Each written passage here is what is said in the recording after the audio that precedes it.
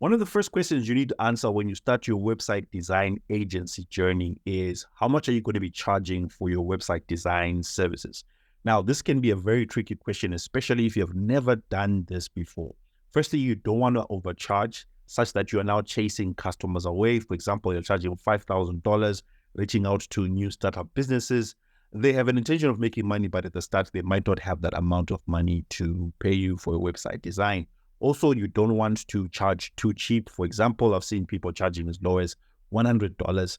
It can make sense to charge that amount when you're starting out, but the problem is that it's not money that can actually give you the financial freedom that you're seeking out as a website design business owner, right? But then also at the same time, you don't want to undercharge yourself and reach out to clients that have got huge budgets, and then you're charging them, for example, let's say $1,000 for a website, and yet they've got a $25,000 budget for building their website and their marketing.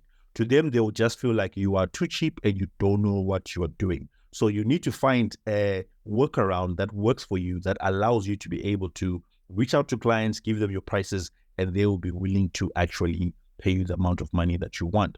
So the first thing that you're going to need to do is that you're going to need to calculate how much it's going to cost you actually to build a website.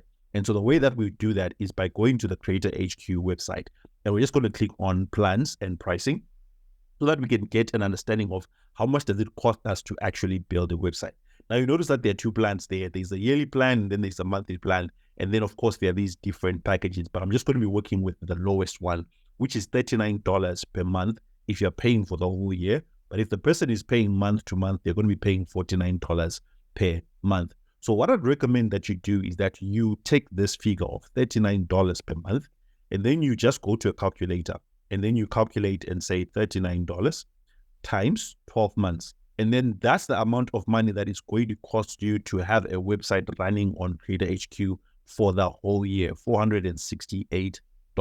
Now, depending on which country you are in, especially most of the people that watch my content, you are based in South Africa, you might want to calculate this 468, then maybe just say in rands, 468 dollars in rands like this, so that you can get the average amount of money that someone has to pay for the website to be running for the whole year, right? That's 8,506 rands. But I'm just going to keep talking in dollars because I understand we're all from different countries. So it's $468 that we got here to keep the website simply running. So when you are charging, you should not charge less than $468 because that's the minimum for the website to be running. And then what I'd normally do myself is that I would double that amount, and I'd come up to maybe about a round figure of $1,000 for me to build a website for my clients. That way I know that the figure for the platform is covered, but then also I'm making a bit of profit. In some cases, there are some people who might say that it's a bit expensive for them, especially if you're targeting people that are just startups and they don't yet have money. That's when I will give them the option to say that, okay, maybe I'll build the website for slightly less, and maybe just say as a beginner, I'm charging $300 to build the website, but then they need to pay the $49 per month monthly fee to keep the website running.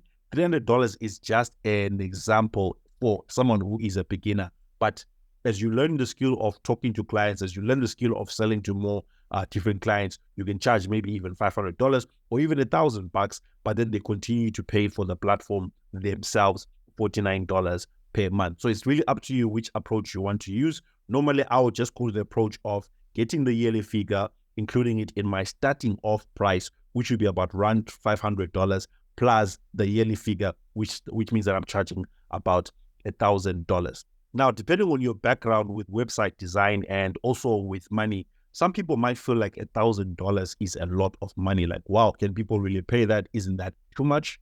I just want to show you this website, which is called awards.com. As you can see, it's awards with 3 W's. You can just simply Google it. And this is basically a website that showcases different amazing website designs that other designers around the world have actually done. And so you can actually check on this website for free. If you come here at the top and click on directory, it's going to bring you to the Creators Hub where you can actually see different designs that people have actually done. So I'm going to click here on category, and then I'm going to scroll down until I get to web design, which means that everything that's going to follow under here is website design. Now, I want you to take note that there are 991 professional designs waiting. In other words, these are designs that people have done from different parts of the world, and they've brought them to this website to be reviewed.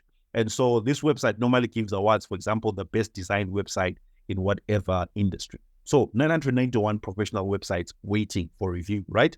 But if you come here where it says quote, you'll be able to see how much these people are actually charging for their websites. Now, a website under $5,000, if I click on $5,000, you'll see here that currently there are 43 people who have submitted their websites and they're waiting. 43 out of the 900 that I showed you earlier on. And then if I go to websites from $5,000 to 30,000 US dollars, right? That's 540 professionals who are actually waiting. They are charging $5,000 to $30,000. That's around 540 people. So if you think $1,000 is a lot of money for a website, it's not a lot of money. It's actually quite cheap. It's just a beginner level website where you're charging that amount of money. Now, if I change this and I put it up to 30,000 websites, which are over $30,000, it's 295. What I'm trying to show you is that there are so many people out there who are actually designing websites and they're charging lots of money for it. So you don't have the excuse of saying that, but no, I'm just a beginner and people really don't buy expensive websites. No, just like you are a beginner who is learning to design websites, you also need to learn the art of selling high-end websites or expensive websites. Now, there are basically three categories of websites.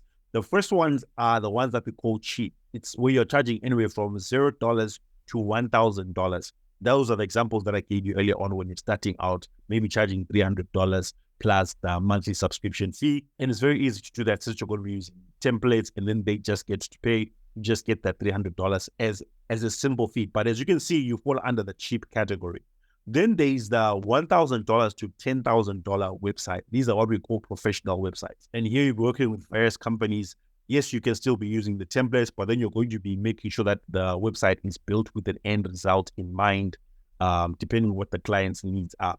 Then there are what we call high-end or high-quality exclusive design websites. This is where you're charging $10,000 to about $100,000 for those websites.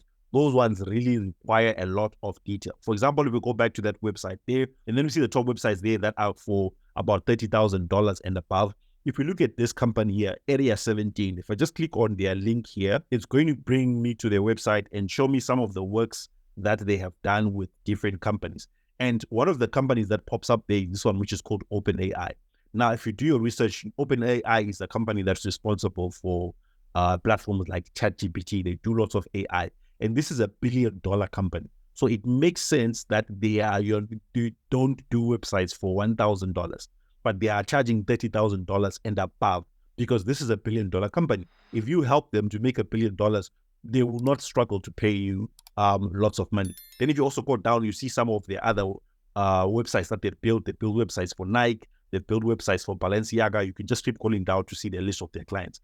My point here is that in order for you to work with clients like Nike and Balenciaga and OpenAI, it's something that you need to teach yourself. You need to create high-end websites, and it's a skill that you can learn. Right now, you might be at the level of just beginner, but you can keep upskilling yourself until you get to the level where you are working with these high-end designs for these big companies. And so back to the question that we asked, how much should you charge for your design services? The answer is there is no correct answer to this. You are just going to have to do your research and come up with the figure that makes the most sense to you. Starting off with the basic amount that you need to charge for hosting the website, which should be on CreatorrHQ.